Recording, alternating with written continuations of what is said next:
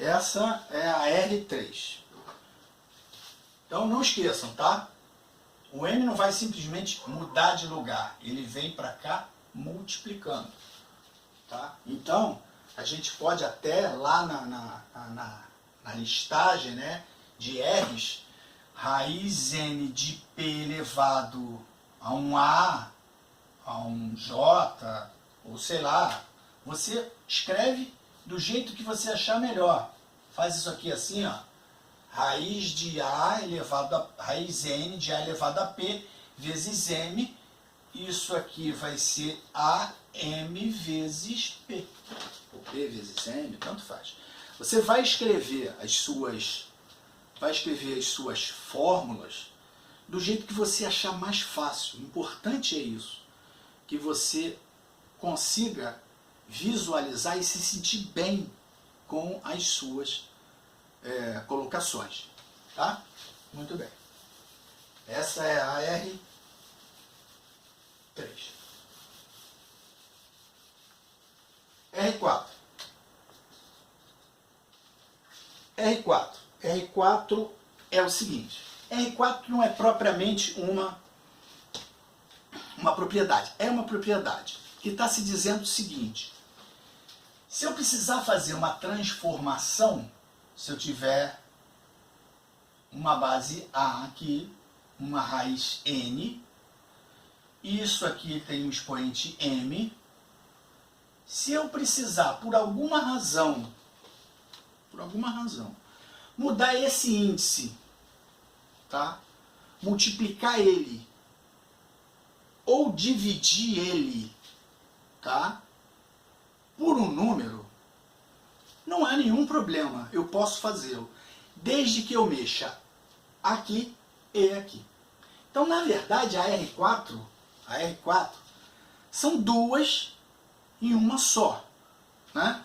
Então, se eu quiser, por alguma razão, multiplicar isto aqui por um número P, basta eu multiplicar isso aqui pelo mesmo número P, que eu não terei nenhuma modificação. Você vê que a transformação é justamente essa. Ela não tem algo tipo como a R3, R2, que uma coisa, se multiplicar, vai mudar. Aqui muda, mas muda simplesmente pelo fato de eu multiplicar aqui e multiplicar aqui, eu mantenho a mesma informação. Eu não mexo na minha raiz. Tá? E do mesmo jeito que eu posso fazer dessa maneira, multiplicando por P, eu também posso dividir. Ou seja, se eu tenho aqui uma raiz N de um A elevado a M, e eu quero, por alguma razão, dividir isto aqui por um número qualquer, basta dividir do lado de cá, que não vai ter nenhum problema. Tá? Vamos tentar ver aqui um exemplo. Digamos que eu tenho aqui raiz quarta de 7 elevado a oitava potência. Isso aqui por si só já daria para ser resolvido, né, gente? Porque olha só, se isso aqui é 8, né? Olha como são as transformações. Isso aqui não é o 7 a oitava potência? Aqui não é a quarta? 7 a oitava potência, eu poderia escrever raiz quarta de 7 a quarta vezes 7 a quarta. Não posso? Posso. Por quê? Lembra da propriedade 1? Repete a base, somos expoentes. O que eu fiz do 7 a oitava? Eu passei para 7 a quarta vezes 7 a quarta. Eu poderia escrever 7 ao cubo vezes 7 a quinta. 5 mais 3, 8. Mas por que eu botei exatamente 4? Porque eu estou vendo que aqui é 4 e 8 é 4 e 4. 4 mais 4. Né? Então eu posso botar aqui 4, eu posso botar aqui 4. E aí quando eu olho para isso aqui, ó, uma multiplicação. Isso daqui é R1. Lembra da R1? Isto aqui, eu vou fazer a R1 ao contrário. Eu vou botar raiz quarta de 7 a quarta, vezes, separo, eu abro as duas raízes. Raiz quarta de 7 a quarta. Só que raiz quarta de 7 à quarta, o professor lá no sexto ano explicou. Raiz de um número, de um radicando elevado a um expoente que é igual ao índice, eu cancelo. Mas por que eu cancelo? Por que eu corto esse 4 com esse 4 aqui e some a raiz? Por que eu faço isso? Vocês aprenderam a fazer isso aqui. Vocês aprenderam a fazer. Por que eu faço isso? Muito simples, gente. É só você olhar. Raiz quarta de 7 a 4, se eu transformar para potência, isso vai virar 7 elevado a quê? Raiz é uma fração. Quem é que vem para o denominador? 4. Quem vem para o numerador? 4. 7 elevado a 4 quartos. Mas 4 quartos é quanto? 4 quartos é 1.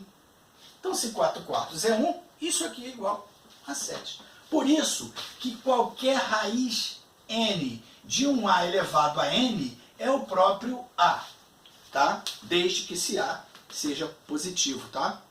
Isso daí já é algo mais à frente, que a gente tem que tomar cuidado, tá? Raiz n de a elevado a n, desde que a seja positivo, nós não vamos ter problemas em fazer o cancelamento, por conta, tá, de expoente negativo. Nós ainda não estamos trabalhando com raízes pares de números negativos. Isso só no terceiro ano do ensino médio, tá? Então, gente, olha aqui o que acontece. Acontece isto aqui. Isso foi um bom exemplo, tá? Mas eu ainda não expliquei isso aqui. Mas tudo bem. Mas veja, raiz quarta de 7 a oitava, eu abro isso aqui em 4 e 4, abro e resolvo. Muito bem. Em relação a isso aqui, por que não vai mudar? Digamos que eu tenha uma raiz cúbica de 5 ao quadrado. E eu quero, por alguma razão, multiplicar, tá? Multiplicar isso aqui por 2 e isso aqui por 2. Vai mudar alguma coisa? Vai mudar alguma coisa? Vejamos. Se eu tenho raiz cúbica de 3, né?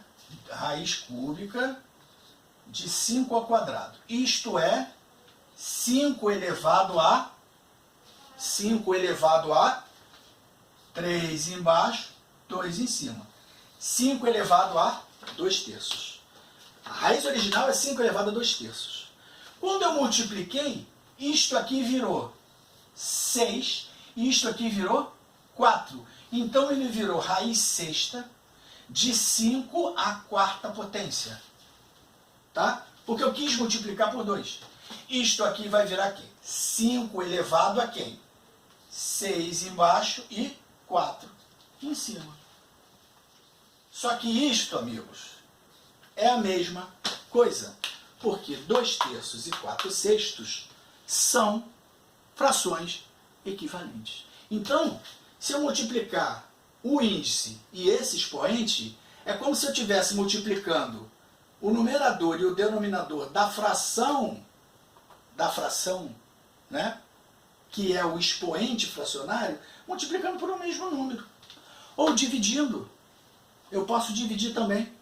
Posso dividir, não vai ter nenhum problema.